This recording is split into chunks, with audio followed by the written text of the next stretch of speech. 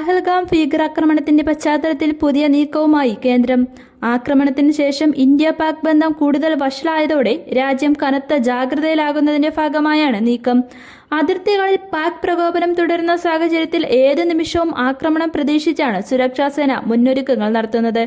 നിരപരാധികളായ 26 പേരെ കൂട്ടക്കൊല ചെയ്ത ആക്രമണത്തിന് പിന്നാലെ നയതന്ത്ര തലത്തിൽ ശക്തമായ തിരിച്ചടിയാണ് പാകിസ്ഥാന് ഇന്ത്യ നൽകിയത്. ഇത് ആ രാജ്യത്തെ കൂടുതൽ സമ്മർദ്ദത്തിലാഴ്ത്തിയിരിക്കുകയാണ്. പഹൽഗാം ഭീകരാക്രമണത്തിൽ പാകിസ്ഥാൻ കേന്ദ്രമായി പ്രവർത്തിക്കുന്ന തീവ്രവാദ സംഘടന ലഷ്കർ ഇ തോയ്ബയുടെ പങ്ക് വ്യക്തമായിരുന്നു. ദേശീയ അന്വേഷണ ഏജൻസിയുടെ അന്വേഷണത്തിൽ പാക് സൈന്യവും ചാരസംഘടനയായ ISIയും ലഷ്കർ ഇ തോയ്ബയെ പരോക്ഷമായി പിന്തുണയ്ക്കുന്നുണ്ട്.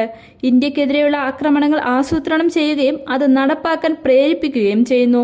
പ്രാദേശികമായി ഭീകരരെ സഹായിക്കുന്ന നിരവധി പേരെ ദേശീയ അന്വേഷണ ഏജൻസി കസ്റ്റഡിയിലെടുത്തിരുന്നു. ഭീകരരുമായി ബന്ധമുണ്ടെന്ന് സംശയിക്കുന്ന നിരവധി പേരുടെ വീടുകൾ സ്ഫോടനത്തിലൂടെ പ്രാദേശിക ഭരണകൂടം തകർത്തു. പാകിസ്ഥാനിൽ തീവ്രവാദ പരിശീലനം കഴിഞ്ഞ യുവാക്കളാണ് ഇന്ത്യയിൽ ഭീകരാക്രമണം നടത്തിയത്. ഈ സാഹചര്യത്തിൽ ഇനിയും കാശ്മീരിലേക്ക് ഭീകരരുടെ നുഴഞ്ഞുകയറ്റം ഉണ്ടാകുമെന്ന അനുമാനത്തിൽ അതീവ ജാഗ്രതയിലാണ് ഇന്ത്യൻ സൈന്യം. പാകിസ്ഥാനുമായുള്ള സംഘർഷ സാധ്യത നിലനിൽക്കുന്ന സാഹചര്യത്തിൽ ജനങ്ങൾക്ക് ഇത്തരം ഭീകരാക്രമണങ്ങൾ നേരിടാനുള്ള പരിശീലനം നൽകാനുള്ള ഒരുക്കത്തിലാണ് കേന്ദ്ര സർക്കാർ. അതിനായി മോക്ക് ഡ്രിൽ നടത്താൻ സംസ്ഥാനങ്ങളോട് ആവശ്യപ്പെട്ടിരിക്കുകയാണ്. മെയ് 7-നാണ് മോക്ക് ഡ്രിൽ നിശ്ചയിച്ചിരിക്കുന്നത്. ചില സംസ്ഥാനങ്ങളിൽ വ്യോമാക്രമണ മുന്നറിയിപ്പ് സൈറണുകൾ സ്ഥാപിക്കാനും കേന്ദ്ര ആഭ്യന്തര മന്ത്രാലയം നിർദ്ദേശം നൽകി. ആക്രമണം നേരിടാൻ ജനങ്ങൾക്കും വിദ്യാർത്ഥികൾക്കും പരിശീലനം നൽകും. ഒഴിപ്പിക്കൽ നടപടികൾക്കായി റിഹേഴ്സൽ നടത്തും. ആക്രമണമുണ്ടായാൽ സ്വയം രക്ഷ തേടുന്നത് എങ്ങനെയെന്നത് സംബന്ധിച്ചാണ് പൊതുജനങ്ങൾക്കും വിദ്യാർത്ഥികൾക്കും പരിശീലനം നൽകുന്നത്.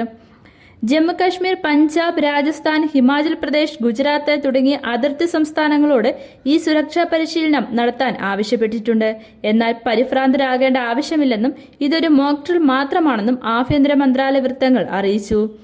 1971-ൽ ഇന്ത്യ പാകിസ്ഥാൻ യുദ്ധത്തിന് മുൻപ് സമാനമായ പരിശീലനങ്ങൾ നടത്തിയിരുന്നു.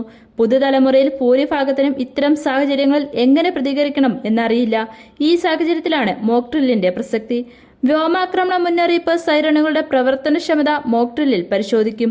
അടിയന്തര ബ്ലാക്ക് ഔട്ട് സംവിധാനങ്ങൾ ഒരുക്കൽ, ആക്രമണത്തിന് മുന്നോടിയായി സുപ്രധാന പ്ലാന്റുകളും സ്ഥാപനങ്ങളും മറയ്ക്കുന്നതിനുള്ള സംവിധാനമൊരുക്കൽ തുടങ്ങിയ നിർദ്ദേശങ്ങളും കേന്ദ്ര സർക്കാർ സംസ്ഥാനങ്ങൾക്ക് നൽകിയിട്ടുണ്ട്.